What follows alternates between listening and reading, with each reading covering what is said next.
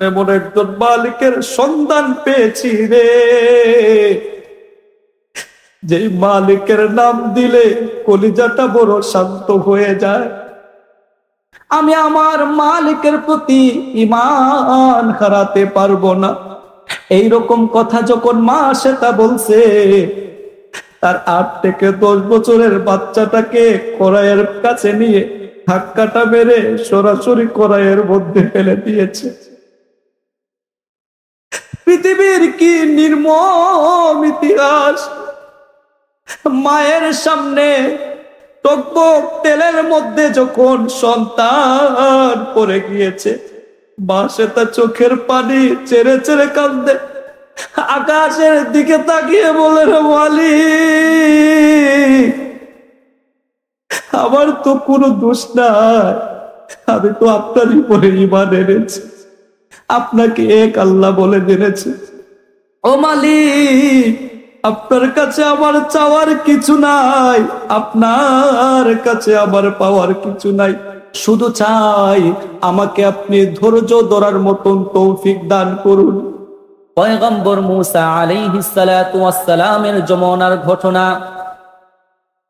ফেরাউন নিজেকে খুদাই দাবি করে, আনা রব্বুকুমুল আলা। ওই সময়ে তার চাইতে বড় খুদা নাকি কেউ ছিল না।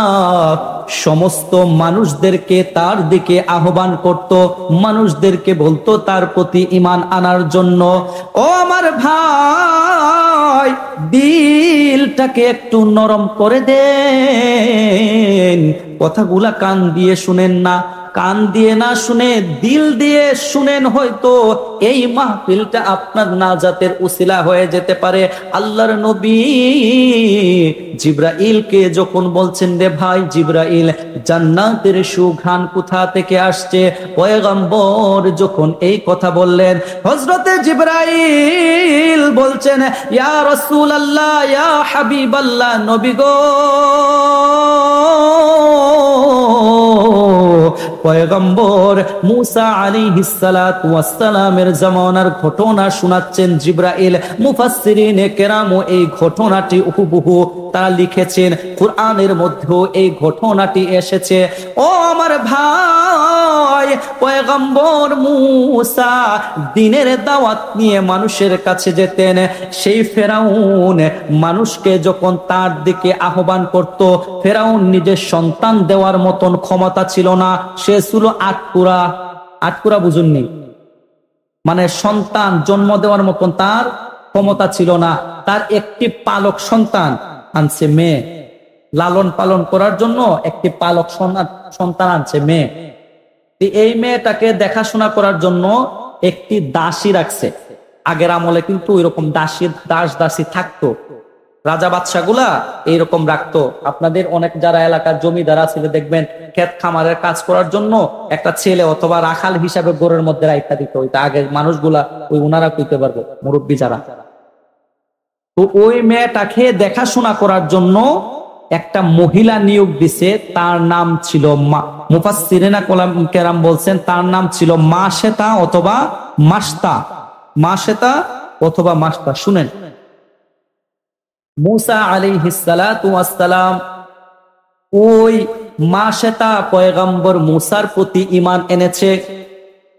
ঈমান আনার কারণে পয়গম্বর মূসা বলছেন, হে আমার উম্মত, তুমি যে আমার প্রতি, আমার রবের প্রতি ঈমান এনেছো, এইটা যেন কোনোভাবেই ফেরাউন জানতে না পারে। যদি জানতে পারে তোমাকে সে মেরে ফেলবে, অতএব এটা গোপন রাখবে, কোনোভাবে যাতে প্রকাশ না হয়। ওই ফেরাউনের ছোট্ট মেয়েকে লালন পালন করার জন্য মা সে তাকে নিয়োগ করে দিয়েছে। মা সে তা ছোট্ট মেয়ের মাথা আশ্রাচ্ছে, হঠাৎ করে জমিনের মধ্যে চিরুনিটা পড়ে গিয়েছে। ওই মা সে তা আল্লাহর বরত্ব নাম ঘোষণা করার জন্য বলতেছে, বিসমিল্লাহির রহমানির রহিম, অথবা আল্লাহ আল্লাহু আকবার বলে জমিন থেকে চিরুনিটা উঠাইছে। ওই মাসেতা যখন জমিন থেকে চিরুনিটা আল্লাহর বরত্ব আল্লাহর নাম নিয়ে যখন উঠাইলো, ছোট্ট মেয়ে বলতেছে তুমি কার প্রশংসা করলে? জমিন থেকে যখন চিরুনিটা উঠাইলে কার প্রশংসা করলে? তুমি কি আমার বাবাকে খোদা বলে দাবি করো না? তুমি কি আমার বাবার প্রতি ঈমান আনো নাই? ওই মাসটা বলতেছেন না না, আমি তোমার বাবাকে খোদা বলে প্রভু বলে মানে না। তোমাকে যিনি সৃষ্টি করেছেন, আমাকে যিনি সৃষ্টি করেছেন, এই ভূখণ্ডকে যিনি সৃষ্টি করেছেন, আসমান জমি বৃক্ষ তরুলতাকে যিনি সৃষ্টি করেছেন, ওই মহান রব আল্লাহর প্রতি আমি ঈমান এনেছি। পয়গম্বর মুসার আল্লাহর প্রতি আমি ঈমান এনেছি। এই কথাটা যখন মাসেতা বলল, ছোট্ট মেয়ে বুঝে নাই বুঝে নাই বুঝে নাই, দৌড় দিয়ে ফেরাউনের দরবারের মধ্যে চলে গিয়েছে। বড় রাজপ্রাসাদের মধ্যে ফেরাউন সিংহাসনের মধ্যে বসে আছে, অনেক উজির নাজির বৈঠকের মধ্যে বসা। ওই ছোট্ট মেয়ে বাবার কাছে গিয়ে বলতেছে, গো বাবা,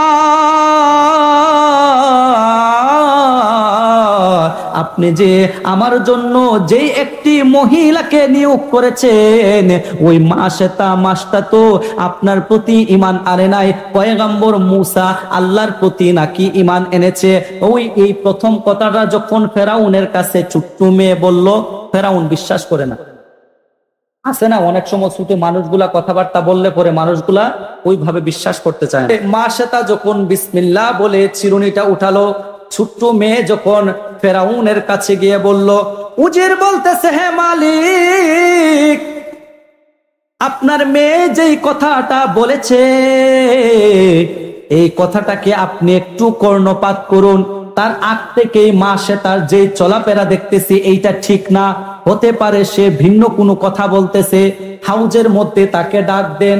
শত শত মানুষ এই রকম ভাবে একটা বড় মহল, সে যেহেতু দেশ পরিচালনা করে, উজির নাজির মন্ত্রী গুলা বসা, সবার সামনে মাসেতাকে ডাক দিয়েছে। এ মাসেতা, আমার ছোট বাচ্চা বলেছে তুমি নাকি আমাকে রব হিসাবে মানো না, তুমি নাকি আমাকে খোদা হিসাবে মানো না।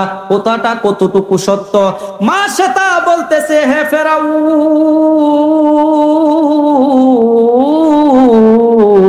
আপনার মেয়ে যেই কথা বলেছে সেটা সম্পূর্ণ সত্য। আমি আপনাকে রব হিসাবে মানি না, আমি আপনাকে খোদা হিসাবে মানি না।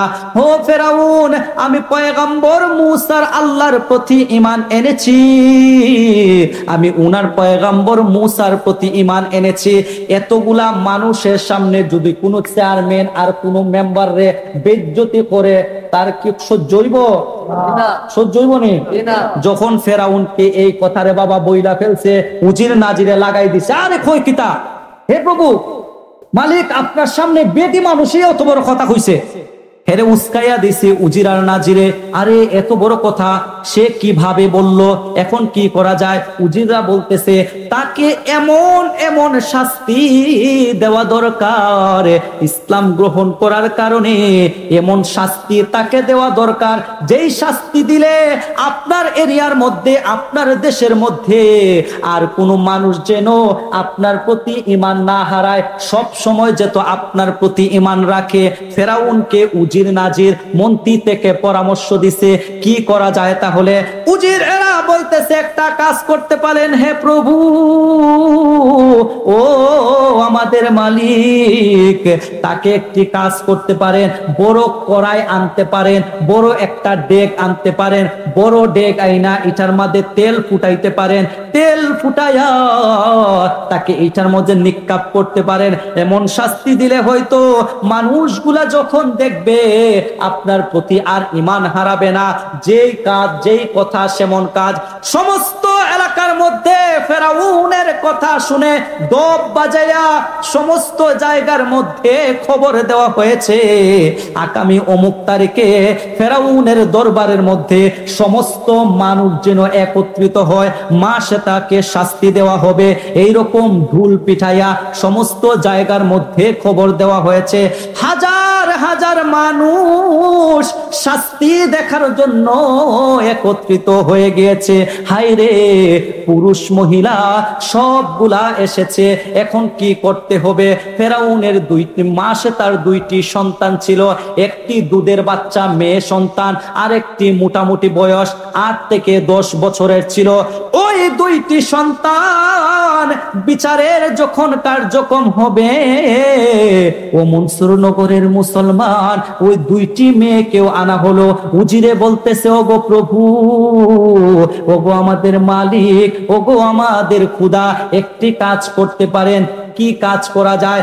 তার যে বড় সন্তান, ওই সন্তানটাকে আপনি কড়াইয়ের মধ্যে ফালাইতে পারেন। তারপরে হবে কি, যদি বড় মেয়েটাকে আপনি কড়াইয়ের মধ্যে ফালান, মায়ের সন্তানের প্রতি ভালোবাসা চলে আসবে।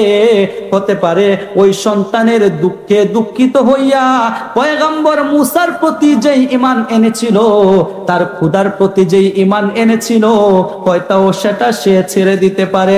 ও প্রভু, এই কাজটা আপনি করেন। হায় রে, হাজার হাজার মানুষ ওই সময় একত্রিত হয়ে গিয়েছে। হাজার হাজার মানুষ এই বিচারের কার্যক্রম দেখার জন্য একত্রিত হয়ে গিয়েছে। বড় একটা কড়াই এনেছে, যেই কড়াইয়ের মধ্যে তেল দেওয়া হয়েছে, উত্তপ্ত করা হয়েছে। তেলগুলি এত ফুটন্ত করা হয়েছে রে বাবা, টকবক টকবক টকবক পুরা করতেছে।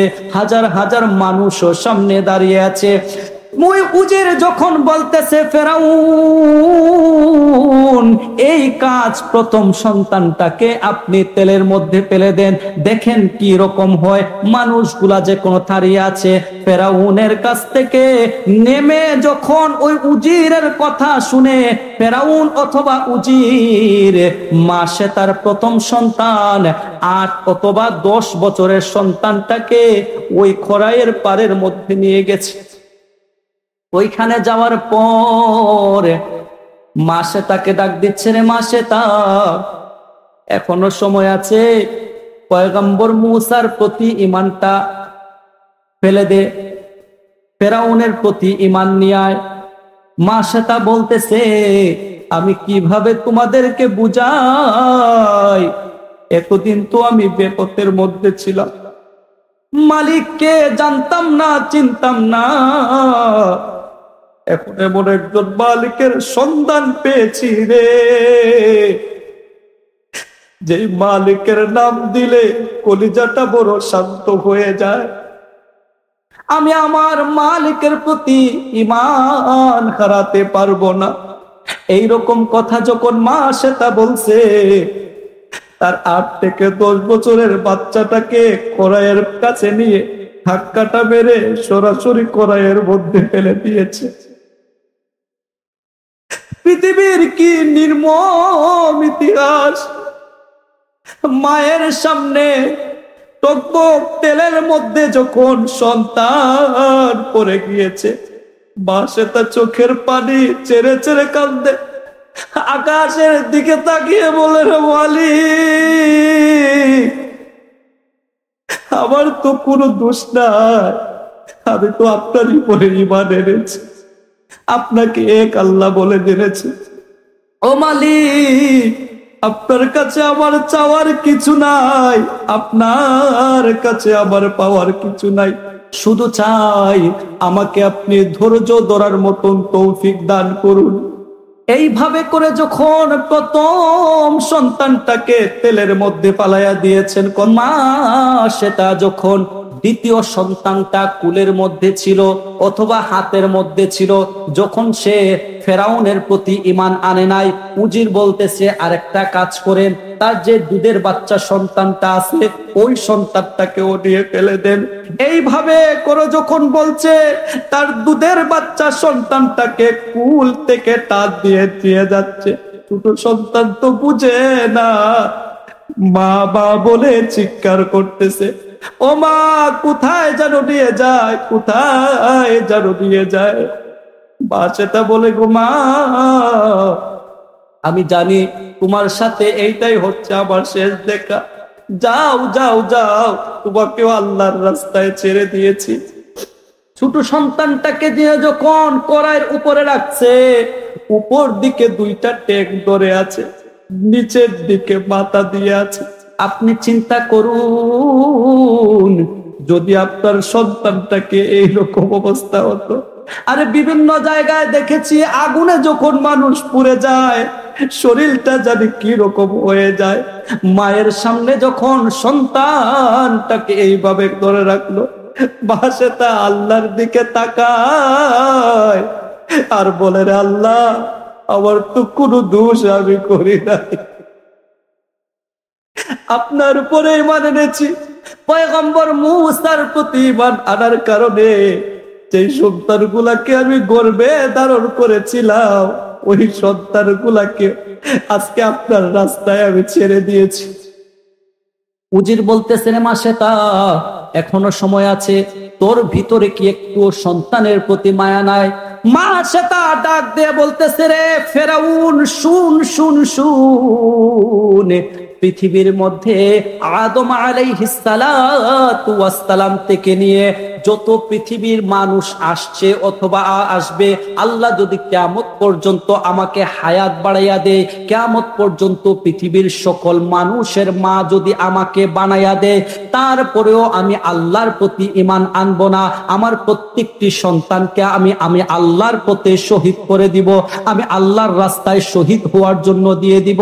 আরে তারাও তো ঈমান এনেছিল, লা ইলাহা ইল্লাল্লাহ, এত পরিমাণের আঘাত হওয়ার কারণে সন্তান নিজের চোখের সামনে দেখতেছে তেলের মধ্যে ফালাইতেছে, তারপরও তারা ঈমান থেকে সরে নাই। আপনার আমার ঈমান কেমন হয়ে গেল রে ভাই? নিজের পক্ষে যদি আসে ভালো, বিপক্ষে চলে গেলেও একটা মানুষকে পাখির মতো গুলি করে ফেলেন, মানুষকে এমনি এমনিতে মেরে ফেলেন। মানুষের কুকুরের দাম আছে আজকের যুগে, মানুষের কোনো দাম নাই। হায় কি এমন জীবন আমরা গঠন করতেছি। ও আমার ভাই, মনোযোগদের লাস্টের দিকে চলে এসেছি। মা সে তার ছোট্ট সন্তানকে নিয়ে যখন কড়াইয়ের উপরে এইভাবে ধরে রেখেছে, যখন বলতেছে এখনই ছেড়ে দিব, বল তুই ফেরাউনের প্রতি ঈমান আনবে কিনা? মা সে তা বলতেছে, পৃথিবীর সমস্ত মানুষকে আমার সন্তান বানিয়ে দিল, প্রত্যেকটি সন্তানকে আল্লাহর রাস্তায় দিয়ে দিব, তারপরে আমি ঈমান ছাড়া হব না। অশ্রুসিক্ত নয়নে আল্লাহর দিকে সাহায্য চাইতেছে।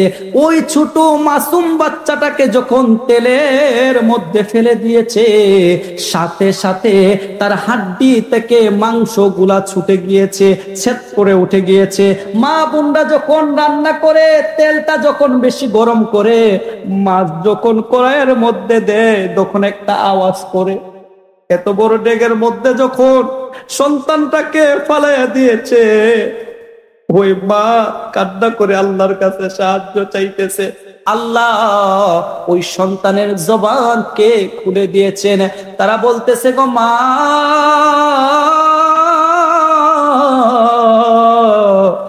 টেনশন করবেন না, চিন্তা করবেন না গো মা, আমরা ভালো আছি, শান্তিতে আছি, তারপরেও আপনি ফেরাউনের প্রতি ঈমান আনবেন না, ঈমান আনবেন না। আপনি দেখতেছেন আমরা তেলের মধ্যে পড়ে আছি। না গো মা, না, আল্লাহ পাক আমাদেরকে জান্নাতের মধ্যে রেখেছে। আরে মার মনটা বড় হয়ে গিয়েছে। যখন কাজ হয় নাই, উজির নাজির বলতেছে, ও মা সেতা, তোর ভিতরে কি সন্তানের কোনো মায়া নাই? তোর কি সন্তান কোনো মায়া লাগে না? কিভাবে তুই সহ্য করে থাকলি? এ মা সেতা, তোর এখনো বয়স আছে, যদি অন্য জায়গার মধ্যে বিয়ে দিয়ে দেই তাহলে হয়তো তোর সন্তান বাচ্চা কাচ্চা আবার হবে। কেন বুঝাইতেছে জানেন? হাজার হাজার মানুষ তাকায়া আছে, এখন যদি মা সেটাকে বুঝাইয়া তার দলে না নিতে পারে, তাহলে তো হাজার হাজার মানুষ আবার এই দেখে ঈমান তরতাজা কইরা পয়গম্বর মূসার প্রতি ঈমান আনবো। বলেন সুবহানাল্লাহ। এটাই তো বাস্তব, এটা না? তারা যদি এখন কনজুস করে না আনতে পারে, তাহলে তো ফেরাউন যে মিথ্যা এটা প্রমাণ হয়ে যাবো না। বুঝছেন না বিষয়টা? আল্লাহু আকবার কাবীরা। যখন এইভাবে বলতেছে তো মা শ্বেতা বলতেছে না না না, আমি আমার আল্লাহর প্রতি ঈমান আরাবো না। উজিরে বলতেছে কিছুক্ষণের ভিতরে তোমাকেও ফালাইয়া দেওয়া হবে। মা শ্বেতা বলতেছে হা হা, যেহেতু আমার দুইটি সন্তানকে আপনি ফেলে দিয়েছেন, কিছুক্ষণ পরে যে আমাকেও আপনি ফালাইবেন তাও আমি জানি। ও ফেরাউন, ও ফেরাউন, আপনার কাছে একটি আরজ রাখতে চাই, আপনার কাছে একটি আবদার রাখতে চাই। কি সে আবদার? আমি জানি অল্প কিছুক্ষণের ভিতরে আপনিও আমাকে কড়াইয়ের মধ্যে ফেলে দিবেন।